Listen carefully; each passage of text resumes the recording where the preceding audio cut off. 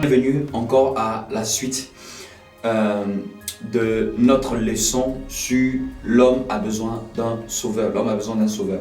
Donc on avait déjà vu comment Jésus-Christ venait traiter, comment Dieu en Christ venait traiter le problème d'abord de la mort par la croix. Donc par la croix. Donc l'homme se trouvant dans comme dans un puits sans fond, besoin d'un sauveur, mais Dieu vient sur terre, Dieu s'incarne dans un corps en la personne de Jésus-Christ et part à la croix afin de payer le prix de son sang pour éviter la mort éternelle. Donc la mort passe par-dessus. La mort passe par-dessus.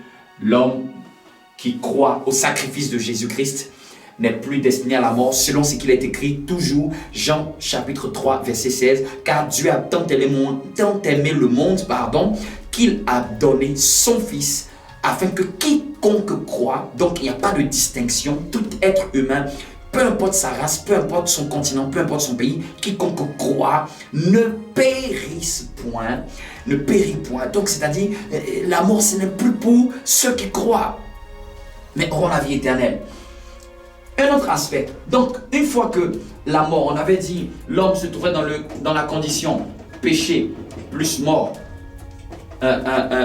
péché plus mort. J'aime bien les mathématiques, j'aime bien la science, parce qu'elle me permet au moins de pouvoir trouver la logique de Dieu.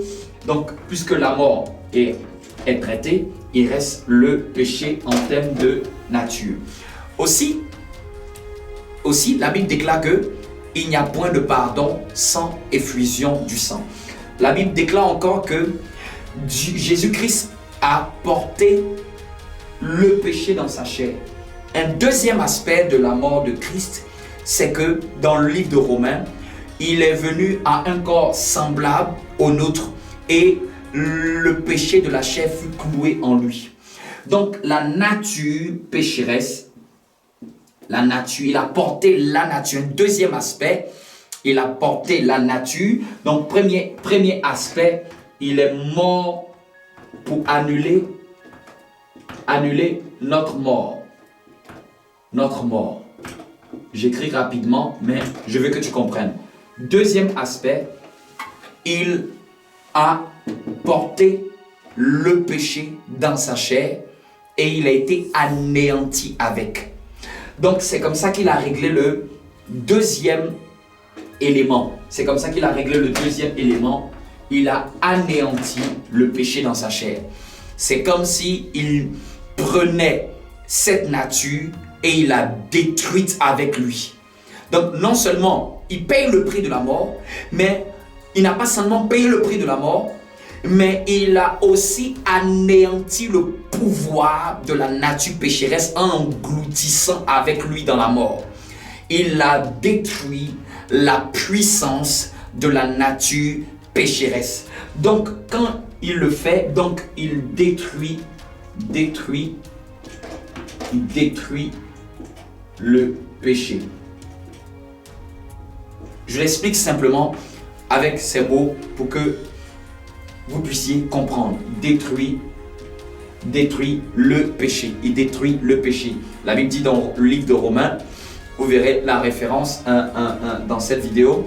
À la suite de cette vidéo, il a porté le péché dans sa chair et il a englouti avec lui à la croix.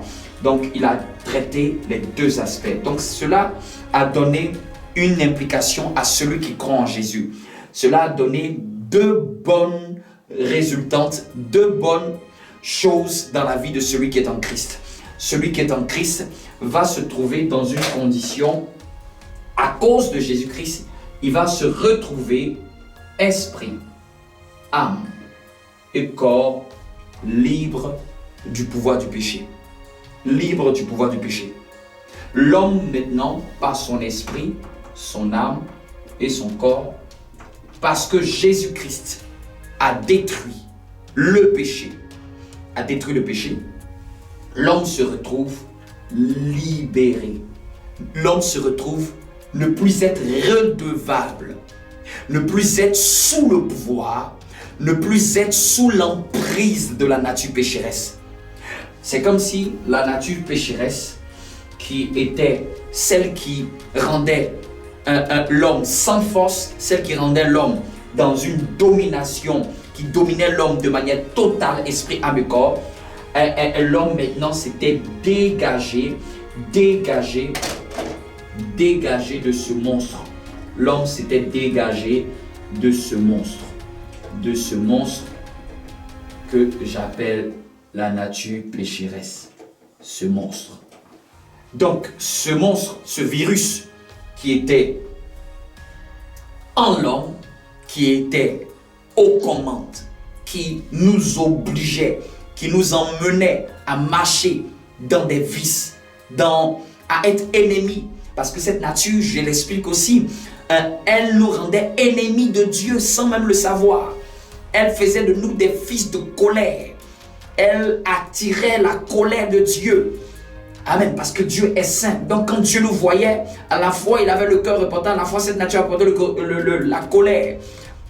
Et cette colère-là, Dieu voulait la ôter, Dieu voulait la traiter pour ne pas nous détruire avec. Donc il a dû passer par Christ afin de nous dépouiller de cette nature. Donc l'homme est devenu libre. L'homme par là n'est plus redevable à la nature pécheresse. L'homme par là, et toi qui me suis, en Christ, tu n'es plus redevable. Tu as été libéré, détaché, démantelé, tout ce que tu peux trouver comme adjectif. Mais nous ne sommes plus redevables à la nature pécheresse. Parce que Christ l'a détruite, a détruit son pouvoir, a détruit les chaînes. Selon ce que l'apôtre Paul dit, je paraphrase, nous sommes morts vis-à-vis du péché. C'est-à-dire que vis-à-vis du péché, nous sommes devenus morts. Mais une bonne mort. Cette fois-ci, c'est une bonne mort vis-à-vis du péché. Nous sommes morts, c'est-à-dire que le péché n'a donc plus de pouvoir sur nous. Le péché n'a donc plus, et l'apôtre Paul l'a dit, le péché n'a donc plus de pouvoir sur vous. Nous sommes libérés. C'est cette libération, cette victoire que nous avons obtenue. Donc l'homme a obtenu deux victoires. La victoire sur la mort, la victoire sur le péché en termes de nature. Un des troisième aspects que Jésus-Christ a fait à la croix de manière simple, c'est que comme la nature pécheresse nous avait souillés, il nous a lavé des conséquences des péchés. Il nous a lavé et il nous a permis d'obtenir le pardon de nos péchés. Là, c'est au pluriel. C'est-à-dire qu'une des troisièmes choses, donc on a eu le pardon des péchés ou de nos péchés. Le pardon de nos péchés.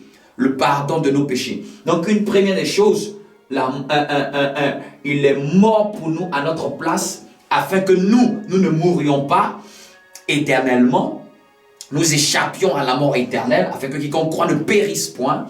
Et une deuxième des choses, il a détruit dans sa chair, en mourant, cette nature pécheresse afin de briser le pouvoir du péché, de la nature qui pousse à commettre ses vols, ses viols, ses mensonges. Il nous a libérés. Donc cette nature, elle reste juste à côté de nous, mais elle ne nous domine plus. Cette nature, elle reste à côté de nous, mais je te donne juste une image pour que tu comprennes que cette nature maintenant ne te domine plus. Elle est là, elle est présente, mais elle ne peut plus me dominer. Elle ne peut plus m'écraser. Elle ne peut plus me contrôler. Elle ne peut plus être la seule nature qui opérait en moi. Maintenant, je suis libéré de cette nature. J'ai maintenant la force de dire non. La force de trouver grâce aux yeux de Dieu. Donc, et la troisième des choses, de manière simple que je t'explique, c'est elle nous a accordé l'œuvre de la croix nous a accordé le pardon des péchés, c'est-à-dire de toutes les conséquences négatives que le péché avait fait sur nous. Et le péché nous avait salis, le péché nous avait poussé à commettre des actions.